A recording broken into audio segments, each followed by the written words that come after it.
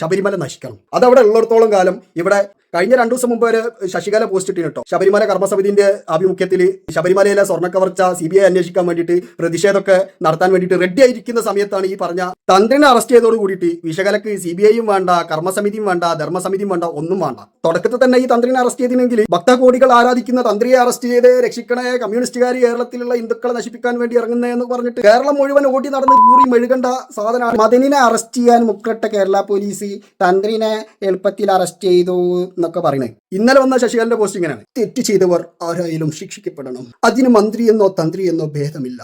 അതെന്താണ് കുട്ടായ്പ അങ്ങനെയായത്? പറ.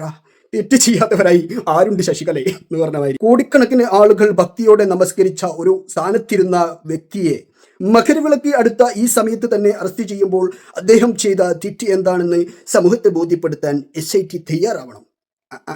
എന്ത് തെളിവാണ് ശശികലക്ക് വേണ്ടതെന്നുള്ളത് എനിക്ക് മനസ്സിലാവുന്നില്ല. അയാൾ അറിയാതെ അവിടെ അങ്ങനെ ഒരു തിരിമറി തന്നെ നടക്കൂല എന്നുള്ളതാണ് ഏറ്റവും വലിയ തെളിവ്. താഴ്ന്ന ജാതിപ്പെട്ടിട്ടുള്ള വേടനെ കഞ്ചാവോളി എന്നൊക്കെ പറഞ്ഞ് അധിക്ഷേപിച്ച സമയത്ത് തെളിവ് വേണ്ടേ? താഴ്ന്ന ജാതിക്കാരാണെന്നുണ്ടെങ്കിൽ ശശികലക്ക് തെളിവൊന്നും വേണ്ട. വായി തോന്നിയതൊക്കെ വിളിച്ചു പറയും, വായി തോന്നിയ രീതിയിലൊക്കെ അധിക്ഷേപിക്കും. അതേസമയത്ത് പൂണൂലിട്ട ഒരുത്തൻ എന്തെങ്കിലും തെറ്റ് ചെയ്ത് കഴിഞ്ഞാൽ അതിനെ ചോദ്യം ചെയ്യാനോ അയാളെ അറസ്റ്റ് ചെയ്യാനോ പറ്റില്ല. അങ്ങനെ അറസ്റ്റ് ചെയ്യുമ്പോഴേക്ക് ശശികലന്റെ ഉള്ളിലെ തീവ്ര ഹിന്ദു ഉണരും. ശശികല മാത്രമല്ല, ഇത്രയും ദിവസം ഉറഞ്ഞതുള്ളിനെ നമ്മളെ ലസുമോൾ എന്താ പറയുന്നത് നോക്കാം. ശബരിമല സ്വർണ്ണക്കൊള്ള കടങ്ങപ്പള്ളിയെ ചോദ്യം ചെയ്തു വിട്ടോ. പത്മകുമാറിന്റെ കൂടെയുള്ള ദേവസ്വം ബോർഡ് മെമ്പർമാരിൽ ഒരാളെ മാത്രം അറസ്റ്റ് ചെയ്തു. ശങ്കർദാസിനെ തൊട്ടില്ല. അന്വേഷണം മുൻമന്ത്രിയിലെത്താതെ തന്ത്രിയിൽ അവസാനിപ്പിക്കാനോ? തന്ത്രിയും മന്ത്രിയും ദേവസ്വം ബോർഡും എല്ലാം അടക്കം എല്ലാവരും കുട്ടക്കാറല്ലേ? പ്ലീസ് ഷെയർ, ജനങ്ങൾ അറിയട്ടെ CPMന്റെ കളവ്. അപ്പോൾ കട്ടവരെ പിടിക്കണ്ടപ്പോ ഇത്രയും ദിവസം സർക്കാർ കട്ടു, CPMകാർ കട്ടു, കമ്മ്യൂണിസ്റ്റുകാർ കട്ടു, കമ്മികൾ കട്ടു, മറ്റവർ കട്ടു, മറിച്ചവർ കട്ടു, ജിഹാദികൾ കുഹാദികൾ എന്നൊക്കെ പറഞ്ഞിട്ട് കൊരച്ച് ചാടിന നാറികളാണ് ഈ പറയുന്നത്. തെറ്റ് ചെയ്തവർ ആരായാലും ശിക്ഷിക്കപ്പെടട്ടെ. എന്നിട്ട് അതുപോലെ തന്നെ നമ്മളെ ലക്ഷ്മികാനത്തക്ക അഡ്വക്കേറ്റ് കൃഷ്ണരാജന്റെ ഒരു പോസ്റ്റ് ഷെയർ ചെയ്തിരിക്കണേ. ഇത്രയും ദിവസം ശബരിമല സ്വർണം കട്ട് എന്നൊക്കെ പറഞ്ഞിട്ട് വിഷം തുപ്പി നടന്ന, കോമരം തുള്ളി നടന്ന കൃഷ്ണരാജൻ പറയാം, എല്ലാം അയ്യപ്പൻ തീരുമാനിക്കട്ടെ, സ്വാമി ശരണം. ലക്ഷ്മികാനത്ത് പറയുന്നത് എല്ലാം അയ്യപ്പൻ തീരുമാനിക്കട്ടെ, സ്വാമി ശരണം. എവിടെ പോയി നിങ്ങളെ തീവ്രത?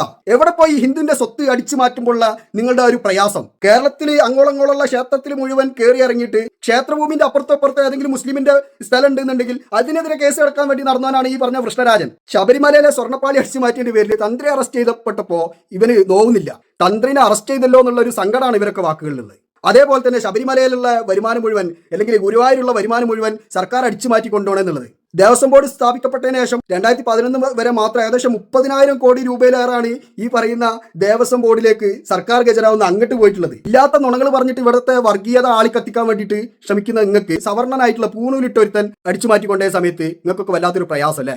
സേവ് ശബരിമല എന്ന് പറഞ്ഞിട്ട് തലയിൽ ഷെഡിയൊക്കെ ഇട്ട് നടന്നതിന് രാഹുലീശ്വരൻ പണ്ടൊരു തീവ്ര വലതുപക്ഷക്കാരനായി ഇപ്പൊ ഒരു മൃദു വലതുപക്ഷക്കാരനായിട്ട് മാറിയിട്ടുണ്ട്. സംഘപരിവാർ ഇവിടുത്തെ മതനിരപേക്ഷത തകർക്കാൻ നടക്കുന്നുണ്ട് എന്നുള്ള യാഥാർത്ഥ്യമൊക്കെ അംഗീകരിച്ചുകൊണ്ട് അത്തരം വിഷയങ്ങളിലൊക്കെ പ്രതികരിക്കുന്ന ഒരാൾ തന്നെയാണ്. എത്ര മൃദുവായി കഴിഞ്ഞാലും ആ ഒരു സവർണ മനോഭാവം ഉണ്ടല്ലോ, അതൊരിക്കലും വിട്ടുപോകില്ല എന്നുള്ളത് ഊട്ടിയുറപ്പിക്കുന്ന രീതിയിലാണ് രാഹുലീശ്വരന്റെ കുറിപ്പ്. ശബരിമല തന്ത്രിയെ കുടുക്കിയതോ എന്താ തന്ത്രി ചെയ്ത കുറ്റം?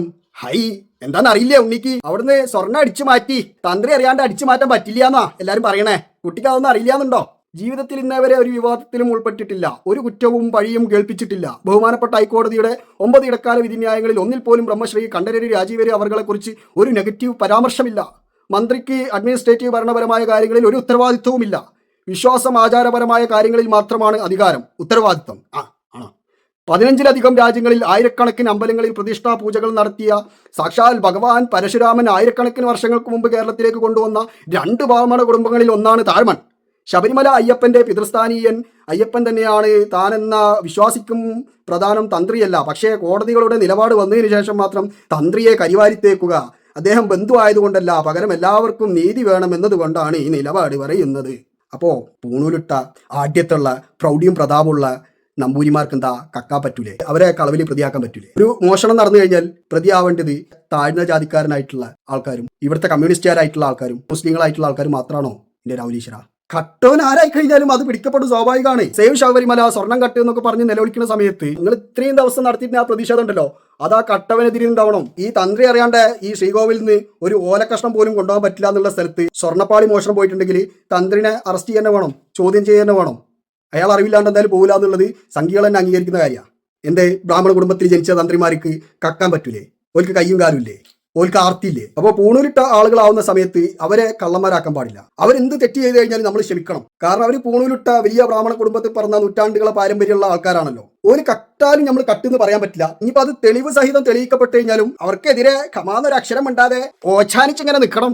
അതേസമയത്ത് കമ്മ്യൂണിസ്റ്റുകാരെ കള്ളന്മാരെന്ന് വിളിക്കാൻ ഇവിടെ പ്രശ്നമില്ല. ലക്ഷ്മികാലത്തായി കഴിഞ്ഞാലും വിശകലായി കഴിഞ്ഞാലും കൃഷ്ണരാജനായി കഴിഞ്ഞാലും ബാക്കിയുള്ള ആളുകളായി കഴിഞ്ഞാലൊക്കെ മുസ്ലിങ്ങൾ അടച്ചാക്ഷിക്കുന്നതിൽ ഇവിടെ പ്രശ്നമില്ല. താഴ്ന്ന ജാതിക്കാരന് പറയുന്നതിൽ പ്രശ്നമില്ല. സ്വർണ്ണപ്പാളി കട്ടെന്നും പറഞ്ഞിട്ട് എന്തെല്ലാം രീതിയിലുള്ള നായാട്ടുകൾ കേരളത്തിൽ അങ്ങോളങ്ങളോ നടത്തി. ശബരിമല നശിക്കണം. അതവിടെ ഉള്ളിടത്തോളം കാലം ഇവിടെ ഹിന്ദുവും മുസ്ലിമും ക്രിസ്ത്യാനിയും ഒക്കെ ഒന്നായിരിക്കുമെന്നുള്ള ബോധ്യത്തിന്റെ മുകളിൽ ഈ ശബരിമല തകർക്കാൻ വേണ്ടിയിട്ട് കഴിഞ്ഞ കുറച്ച് കൊല്ലങ്ങളായിട്ട് സംഘികൾ കാണിച്ചു കൂട്ടുന്ന ചേറ്റത്തരങ്ങൾ ചില്ലറൊന്നുമല്ല. ഹൈന്ദവരായിട്ടുള്ള ആൾക്കാർ മാത്രമല്ല, മുസ്ലിങ്ങളും ക്രിസ്ത്യാനികളും ഒക്കെ ഇരുമുടിക്കെട്ടുമായിട്ട് മലക്ക് പോയിനൊരു കാലഘട്ടം ഉണ്ടായി. ഇപ്പോഴും ഉണ്ട്. പക്ഷേ ഇപ്പോൾ റീൽസ് എടുക്കാനും വീഡിയോ എടുത്തിട്ട് നാട്ടുകാരെ കാണിക്കാനും വേണ്ടിയിട്ട് പോകുന്നതാണെന്നുണ്ടെങ്കിൽ അന്ന് അതിനോടുള്ള ഇഷ്ടം കൊണ്ടും താല്പര്യം കൊണ്ടും ഒക്കെ പോയിരുന്ന ഒരു കാലഘട്ടം ഉണ്ടായി. അത് മാത്രമല്ല, നമ്മളൊക്കെ ചെറുപ്പകാലത്ത് വീടിൻ്റെ അടുത്ത് ആരെങ്കിലും മരക്ക് പോയില്ലെങ്കിൽ നമ്മൾ വെയിറ്റ് ചെയ്തിരിക്കുക ചെയ്യുക. ഈ അരവണ പായസവും പിന്നെ അതുപോലെ തന്നെ പൊരി, ഉണ്ണിയപ്പം, അങ്ങനത്തെ കുറേ സാധനങ്ങൾ അവർ കൊണ്ടുവരും. 1-2 ടിന്ന് അരവണ പായസം നമ്മുടെ വീട്ടിലേക്ക് കിട്ടും. പല ആൾക്കാരും പോയി വരുന്ന സമയത്ത് ആ സമയത്ത് നമ്മൾ അരവണ പായസം തിന്ന് മരിക്കുന്ന ഒരു കാലഘട്ടത്തിൽ. അതുപോലെ തന്നെയാണ് ശബരിമലയിലുള്ള വിശ്വാസം എന്ന് പറയുന്നത്. ശബരിമലനെ നശിപ്പിക്കാൻ വേണ്ടിയിട്ട് ഇവർ നടത്തുന്ന ഈ പേക്കൂത്തുകൾക്കെതിരെ മുന്നോട്ടേക്ക് വരേണ്ടത് ഇവിടുത്തെ ഹൈന്ദവ വിശ്വാസികളാണ്. അതുപോലെ തന്നെ ജനകീയ വിഷയങ്ങളിൽ ജനങ്ങൾക്ക് വേണ്ടിയിട്ട് പ്രതികരിക്കുന്നതിന് പകരം കേരളത്തിലുള്ള മതനിരപേക്ഷതനെ തകർക്കാൻ വേണ്ടിയിട്ട് സംഘപരിവാർ പറയുന്ന നുണകളൊക്കെ ഏറ്റുപിടിച്ചുകൊണ്ട് മുന്നോട്ടേക്ക് വരുന്ന കോൺഗ്രസ്സുകാരുണ്ടല്ലോ, ഓലും ഒന്ന് ചിന്തിക്കുക, നിങ്ങൾ എന്താണ് ഈ ചെയ്തുകൊണ്ടിരിക്കുന്നത് എന്നുള്ളത്. എന്തായാലും ഈ ഒരു വിഷയത്തിൽ ദീർഘവീക്ഷണത്തോട് കൂടിയിട്ട് ഇടപെട്ടിട്ടുള്ള പിണറായി സർക്കാരിന് ആദ്യം തന്നെ ഒരു കയ്യടി കൊടുക്കാതെ യാതൊരു നിവൃത്തിയില്ല. അവിടെ അങ്ങനെ അത്ര വലിയൊരു തിരിമറി നടക്കുന്ന സമയത്ത് അതിൽ തന്ത്രിന്റെ പങ്കുണ്ടാവും എന്നുള്ളത് 100% ഉറപ്പാണ്. പക്ഷേ ആ കവർച്ചാ കേസ് പുറത്തു വന്ന അപ്പോൾ തന്നെ തന്ത്രിനെ അറസ്റ്റ് ചെയ്തിട്ടുണ്ടെങ്കിൽ ആ തന്ത്രിനെ അറസ്റ്റ് ചെയ്തതിന്റെ പേരിൽ കേരളത്തിൽ വർഗീയ കലാപം ഉണ്ടാക്കാൻ വേണ്ടിയിട്ട് സംഖ്യകൾ ശ്രമിക്കുകയാണ്. ഇലക്ഷൻ വന്നപ്പോഴും തന്ത്രിനെ അറസ്റ്റ് ചെയ്തിട്ടില്ല. ആ സമയത്ത് അറസ്റ്റ് ചെയ്തില്ലെങ്കിൽ സംഖ്യകൾ പറയും ഇലക്ഷൻ വന്നപ്പോൾ ഈ കേസിൽ നിന്ന് തടിയുരാൻ വേണ്ടിയിട്ടാണ് തന്ത്രിനെ അറസ്റ്റ് ചെയ്തതെന്ന് പറയും. ഇവർ നടത്തേണ്ട എല്ലാ പ്രതിഷേധവും നടത്തി കഴിഞ്ഞ് ഇലക്ഷനൊക്കെ കഴിഞ്ഞിട്ട് വളരെ സമാധാനത്തിൽ തന്ത്രിനെ അറസ്റ്റ് ചെയ്തോട് കൂടിയിട്ട് എന്താ പറയേണ്ടത് എന്താ ചെയ്യേണ്ടത് എന്നുള്ള ഒരു ഗതികേടിലേക്കാണ് സംഖ്യകൾ ഇപ്പോൾ പോയിട്ടുള്ളത്. അപ്പോൾ കേരളത്തിലുള്ള നല്ലവരായിട്ടുള്ള ഹൈന്ദവ സഹോദരങ്ങളോട് എനിക്ക് പറയാനുള്ളത് എന്താണെന്ന് വെച്ചാൽ, പൂണൂലിട്ട ആൾക്കാരാണെന്നുണ്ടെങ്കിൽ BJP-യിൽ നിന്നാൽ നിങ്ങൾക്ക് വലിയ കുഴപ്പങ്ങളൊന്നും വരില്ല. നിങ്ങൾ എന്ത് ചെറ്റത്തരം എന്ത് തെമ്മാടിത്തരം ചെയ്ത് കഴിഞ്ഞാലും ചോദ്യം ചെയ്യപ്പെടുന്നില്ല. അതേസമയത്ത് നിങ്ങൾ താഴ്ന്ന ജാതിക്കാരാണെന്നുണ്ടെങ്കിൽ പ്രത്യേകം ശ്രദ്ധിക്കണം. നിങ്ങൾ ഏത് പാർട്ടിയിൽ വിശ്വസിച്ചാലും പറ്റില്ല. ഇതുപോലൊരു നാശം പിടിച്ച പ്രസ്ഥാനത്തിലേക്കാണ് നിങ്ങൾ പോക്കുന്നുണ്ടെങ്കിൽ നിങ്ങൾ മാന്തണ നിങ്ങളെ സ്വന്തം കുഴിയനാണ്. അപ്പോൾ ഇത്രയൊക്കെ പറയാനുള്ളൂ. അപ്പോൾ ഇങ്ങനെയുള്ള ആളുകളിൽ നിന്ന് പ്രിയപ്പെട്ട ഹൈന്ദവ സഹോദരന്മാർ ലേശ അകലം പാലിച്ചിരിക്കുക. വേറൊന്നും പറയാനില്ല. നന്ദി, നമസ്കാരം.